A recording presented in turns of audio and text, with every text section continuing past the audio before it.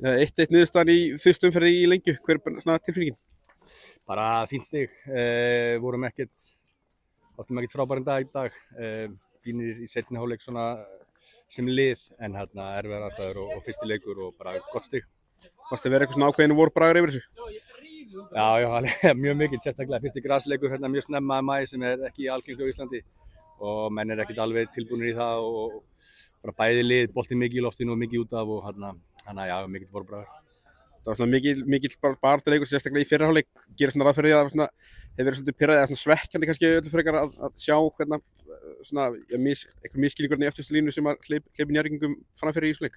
Já, það var svona að vita að mörkin í þessum leik væri þannig að einhver svona einstaklingsmistök og mér fannst bara svona fram að því vera við svona ívið sterkar að fengu fleiri færi eða svona hættulegar sóknir en svo tóku þeir svolítið yfir en bara gott að koma tilbaka og frábært að Óli var að víti og þannig að við sættum okkur stíð.